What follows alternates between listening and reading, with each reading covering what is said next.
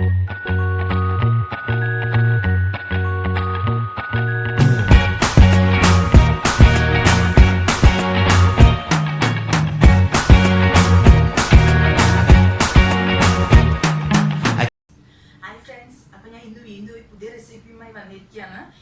Dynamics മന്ദയിലേക്ക് ഒരിക്കൽ കൂടി സ്വാഗതം.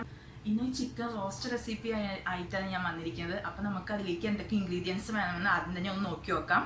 ഓക്കെ, 1/4 കിലോ ചിക്കൻ എടുത്തിട്ടുണ്ട്. പിന്നെ ഒരു മീഡിയം സൈസ് 4 സബോള എടുത്തിട്ടുണ്ട്. ഒരു 4 പച്ചമുളക് എടുത്തിട്ടുണ്ട്. പിന്നെ ജിഞ്ചർ ഗാർലിക് പേസ്റ്റ് ആണ്. ഇത് മല്ലിപ്പൊടിയാണ്, ഒരു 3 ടീസ്പൂൺ. ഇത് നമുക്ക് ആവശ്യത്തിനായ ഉപ്പാണ്. പിന്നെ ഇത് കുരുമുളക് പൊടിയാണ്. ഇത് ഏലക്കായാണ്, ഒരു 2-3 എണ്ണം മതി. അതാണ് ഫ്ലേവർ കിട്ടാൻ വേണ്ടിയിട്ടാണ്.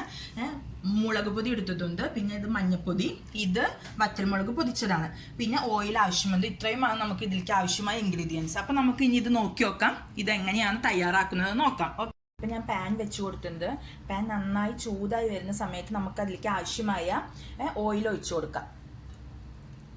അപ്പോൾ ഇപ്പം ഞാൻ സബോള നന്നായി വഴച്ചെടുക്കാൻ വേണ്ടിയിട്ടാണ് ഈ ഓയിൽ ആദ്യം ഒഴിച്ചു കൊടുക്കുന്നത്. അപ്പോൾ ഇത്രയും മതി. പിന്നെ സൺഫ്ലവർ ഓയിലാണ് എടുത്തിരിക്കുന്നത്. വെളിച്ചെണ്ണ എടുക്കുമ്പോൾ അതിനൊരു നല്ല സ്മെല്ലുണ്ടാവും, അത് ആ ചിക്കനിലേക്ക് നന്നായി പിടിക്കും. അപ്പോൾ സൺഫ്ലവർ ഓയിലാണ് ഇങ്ങനെയുള്ള റോസ്റ്റൊക്കെ ഉണ്ടാക്കുമ്പോൾ ഏറ്റവും ബെസ്റ്റ് സൺഫ്ലവർ ഓയിലാണ്. ഇനി നമുക്ക് ഈ വെളിച്ചെണ്ണ നന്നായി ആയി വരുന്നവരെ ഒന്ന് വെയിറ്റ് ചെയ്യാം. ഇപ്പോൾ വെളിച്ചെണ്ണ ചൂടായി എന്ന് അറിയാൻ വേണ്ടിയിട്ട് അല്ല, സൺഫ്ലവർ ഓയിൽ നമ്മൾ കൈ ഇങ്ങനെ വെച്ച് നോക്കിയാൽ മതി. അപ്പോൾ നന്നായി ചൂട് വരുന്നുണ്ടെങ്കിൽ ആവി വരും. അപ്പോൾ വെളിച്ചെണ്ണ നന്നായി ചൂടായി. ഇപ്പോൾ ചൂടായിട്ടില്ല, നമുക്ക് വെയിറ്റ് ചെയ്യാം. അപ്പോൾ ഓയിൽ ഇപ്പോൾ നന്നായി ചൂടായിട്ടുണ്ട്. ഇനിയിപ്പോൾ നമുക്ക് ഫസ്റ്റ് സബോളയും പച്ചമുളകും ഒന്ന് ഈ ഓയിലേക്ക് ഒന്ന് ഇട്ട് കൊടുക്കാം. അപ്പോൾ ഞാനിപ്പോൾ സബോളയും പച്ചമുളകും ഇട്ട് കൊടുത്തു.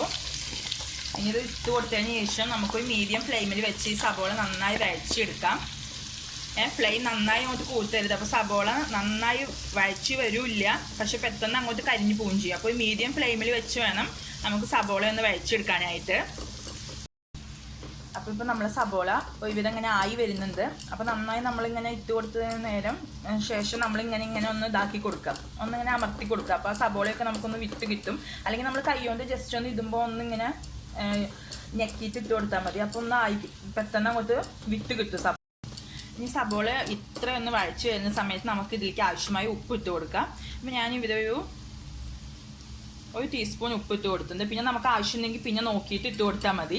ഇപ്പോൾ ഇത്രയും മതി. അപ്പോൾ ഉപ്പ് നമ്മൾ ഇട്ട് കൊടുക്കുന്നത് പെട്ടെന്ന് അങ്ങോട്ട് സബോള അങ്ങോട്ട് ഉപ്പിൽ കിടന്ന് പെട്ടെന്ന് അങ്ങോട്ട് വഴച്ച് കിട്ടും ചെയ്യും നമുക്ക്. അപ്പോൾ നല്ലതാണ് പെട്ടെന്ന് സബോള വഴച്ച് കിട്ടാനായിട്ട്. അപ്പോൾ നമുക്ക് ഇനിയിപ്പോൾ സബോള ആവുന്നവരെ വെയിറ്റ് ചെയ്യാം. സബോള ആയി വന്നിട്ടില്ല, ഒരു 2-3 മിനിറ്റിനുള്ളിൽ ആയി വരും. അപ്പോൾ ഞാൻ ഇപ്പോൾ ഇറക്കിക്കൊണ്ടിരിക്കുകയാണ് സബോള. ഇങ്ങനെ കാണാം. ഇപ്പോൾ ഒരുവിധം ആയിട്ടുണ്ട്, പക്ഷെ നന്നായി ഒന്ന് വഴച്ച് വരുന്നത്, എന്നാലാണ് കറിക്ക് ടേസ്റ്റ് ഉണ്ടാവുള്ളൂ. പ്രത്യേകിച്ച് റോസ്റ്റ് ആകുമ്പോൾ നന്നായി സബോള വഴച്ചാൽ മാത്രമാണ് റോസ്റ്റിന് ടേസ്റ്റ് കൂടുള്ളൂ. നമ്മൾ സബോള ഇപ്പോൾ നന്നായി മൂപ്പായി വന്നിട്ടുണ്ട്, നന്നായി വഴച്ച് വന്നിട്ട് ഇനി നമുക്ക് ഇതിലേക്ക് ഓരോരോ മസാലകളായി ഇട്ട് കൊടുക്കാം. അപ്പോൾ ഫസ്റ്റ് തന്നെ നമുക്ക് മഞ്ഞൾപ്പൊടി ഇട്ട് കൊടുക്കാം. മഞ്ഞൾപ്പൊടി ഇട്ട് കൊടുത്തിട്ട് നന്നായി നമ്മൾ ഇളക്കിയിട്ട് അതിൻ്റെ പച്ചമണം മാറുന്ന വരെ ഇളക്കണം. പിന്നെ ഈ മസാലകളൊക്കെ ഇട്ട് കൊടുക്കുമ്പോൾ തീ നന്നായി ലോ ഫ്ലെയിമിൽ വെക്കണം, അല്ലെങ്കിൽ പെട്ടെന്ന് അങ്ങോട്ട് മസാല കരിയും. പിന്നെ ആ ഒരു നല്ല മസാലയുടെ ടേസ്റ്റ് കറിക്ക് കിട്ടില്ല. അപ്പോൾ പ്രത്യേകം നോക്കേണ്ട കാര്യം തീ നന്നായി കുറച്ച് വെക്കുക. ലോ ഫ്ലെയിമിൽ വെച്ചിട്ട് വേണം നമ്മൾ മഞ്ഞൾപ്പൊടി മുളക് പൊടിയൊക്കെ ഇട്ട് കൊടുക്കുമ്പോൾ നമ്മൾ ഇളക്കി കൊടുക്കുന്നത്. ഓക്കെ, അപ്പോൾ ഇപ്പം മഞ്ഞൾപ്പൊടി ഇട്ട് കൊടുത്തത് നന്നായി ആയി വന്നത് നമുക്ക് ഇതിലേക്ക് മുളക് പൊടി ഇട്ട് കൊടുക്കാം. മുളക് പൊടി ഞാനിത് വളരെ കുറവാണ് യൂസ് ചെയ്യുന്നത്. ഞാനിത് ആകെ 1 ടീസ്പൂൺ മുളക് പൊടിയാണ് യൂസ് ചെയ്യുന്നത്. കാരണം എന്താ വെച്ചാൽ ഞാനിവിടെ കുരുമുളക് പൊടിയും പിന്നെ വറ്റൽമുളകും പൊടിച്ചെടുത്തിട്ടുണ്ട്. അപ്പോൾ അതാണ് ഒന്നും കൂടി ടേസ്റ്റ് കൊടുക്കുക. അപ്പോൾ മുളക് പൊടി ഞാനൊരു പേരിന് മാത്രം ചേർത്തു എന്നേ ഉള്ളൂ. അപ്പോൾ മുളക് പൊടി ഇട്ട് കൊടുക്കുമ്പോൾ തീ നന്നായി ലോ ഫ്ലെയിമിൽ വെച്ച് ചെയ്യാൻ ശ്രദ്ധിക്കണം എപ്പോഴും.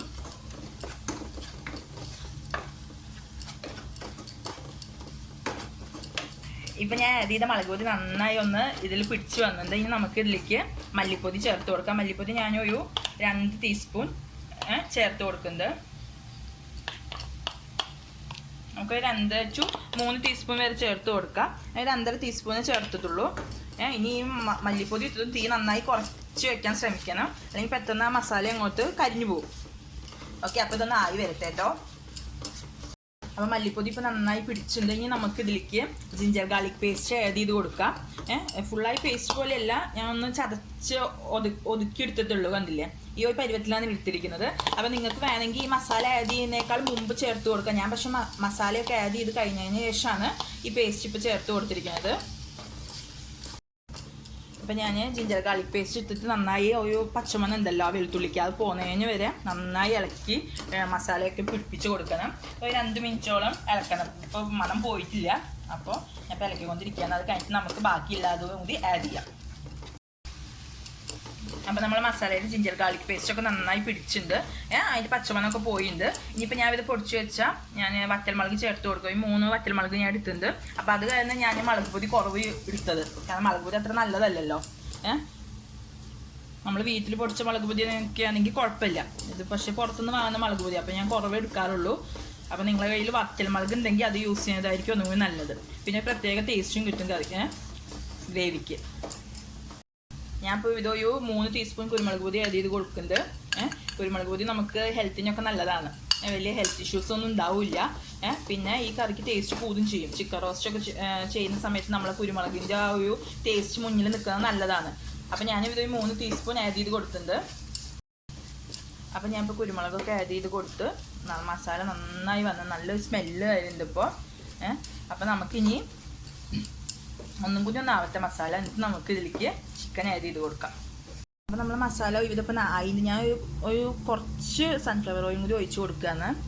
എണ്ണ നല്ലോണം കുറവാണ്, അത് കാരണമാണ്. അപ്പോൾ നിങ്ങൾക്ക് വേണമെങ്കിൽ ഒഴിച്ച് കൊടുത്താൽ മതി. ഞാൻ കുറച്ചും കൂടി ഒന്ന് ഒഴിച്ച് കൊടുത്തു. നമ്മൾ ഒക്കെ നന്നായി മസാലയൊക്കെ പിടിച്ചായിട്ടുണ്ട്. കണ്ടില്ലേ ഈ ഒരു കളറായിട്ടുണ്ട് മസാല. അപ്പോൾ നമുക്കിനി ചിക്കൻ ആഡ് ചെയ്യാം അതിലേക്ക്. ഞാൻ ആ തവിയിലുള്ള അതൊക്കെ ഒന്ന് ഇട്ട് കൊടുത്തതാണ്.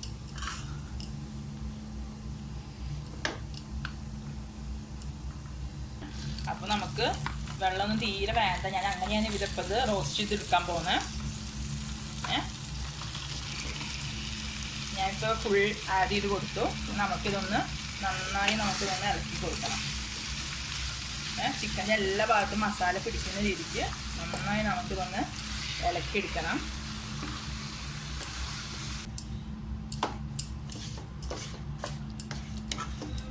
ഇപ്പോൾ ഞാൻ ചിക്കനൊക്കെ നന്നായി മസാലയൊക്കെ എല്ലാ ഭാഗത്തും പിടിപ്പിച്ചിട്ടുണ്ട്. ഇനി നമ്മളിത് വെള്ളം തീരെ ഇല്ലാതെ ഇത് വേവിച്ചെടുക്കുകയാണ്. ഞാൻ അതിലേക്ക് ഞാൻ ഏലക്കായ പൊടിച്ച് വെച്ചിരുന്നു പറഞ്ഞിരുന്നല്ലോ. അപ്പോൾ ഒരു 2-3 ഏലക്കായ ഇട്ട് കൊടുക്കുകയാണ്. അപ്പോൾ ഈ ചിക്കൻ വേവുന്നതിൻ്റെ ഒപ്പം തന്നെ ആ ഏലക്കായയുടെ സ്മെല്ലും കൂടി ഒന്ന് ആ ചിക്കനിലേക്ക് ഒന്ന് ഇറങ്ങും. അതിന് വേണ്ടിയിട്ടാണ്. അപ്പോൾ നല്ലൊരു ടേസ്റ്റ് കിട്ടും, നല്ലൊരു ഫ്ലേവറും കിട്ടും. ഏലക്കായയുടെ നല്ലൊരു ഫ്ലേവർ ആ ചിക്കനിലേക്ക് ഇറങ്ങും. അപ്പോൾ നമുക്കിതൊന്ന് അടച്ചു വെച്ചൊന്ന് വേവിക്കാം. നിങ്ങൾ വെള്ളം ഇല്ലല്ലോ, തീരെ വെള്ളം ഇല്ലല്ലോ എന്ന് വിചാരിച്ച് ഇതാവേണ്ട ആവശ്യമില്ല. കാരണം ചിക്കനിൽ ഓൾറെഡി വെള്ളം ഉണ്ടാവും. അപ്പോൾ റോസ്റ്റ് ചെയ്യുമ്പോൾ എപ്പോഴും ഇങ്ങനെയാണ് നല്ലത്.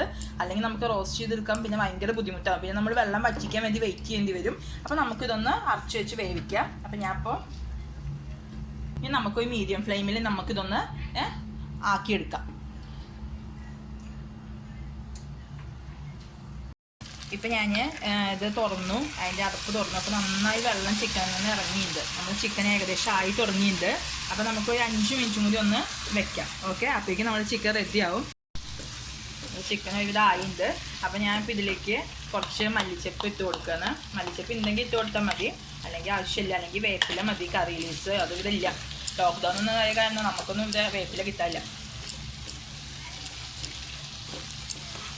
അപ്പോൾ നമുക്ക് ഇതൊന്ന് നന്നായി ഇളക്കി കൊടുത്തിട്ട് നമുക്കൊരു 5 മിനിറ്റ് കൂടി നമുക്കൊന്ന് അടച്ചു വെച്ച് വേവിക്കാം.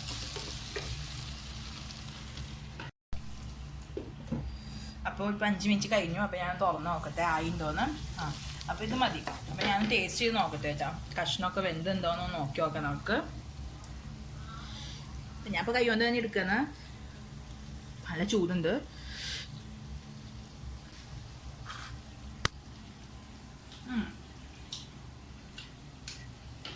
വെന്തുണ്ട്, കഷ്ണമൊക്കെ നന്നായി വെന്തുണ്ട്.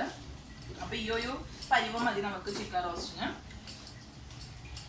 അപ്പോൾ ഇങ്ങനെ അരച്ചു വെച്ച് വെള്ളമൊന്നും ഒഴിക്കാതെ ഇങ്ങനെ വേവിച്ചെടുത്താൽ നല്ല ടേസ്റ്റിൽ കിട്ടും. അല്ലെങ്കിൽ പിന്നെ ആ വെള്ളം വറ്റി കിട്ടാൻ നമ്മൾ കുറേ ടൈം എടുക്കേണ്ടി വരും. അപ്പോൾ നമ്മൾ ചിക്കൻ റോസ്റ്റ് റെഡി ആയിട്ട് ഇനിയിപ്പോൾ ഞാൻ തീ ഓഫ് ചെയ്യാൻ പോവുകയാണ്. ഇനി നമുക്ക് ഇത് ഓഫ് ചെയ്തിട്ട് നമുക്കിത് സെർവ് ചെയ്യാം.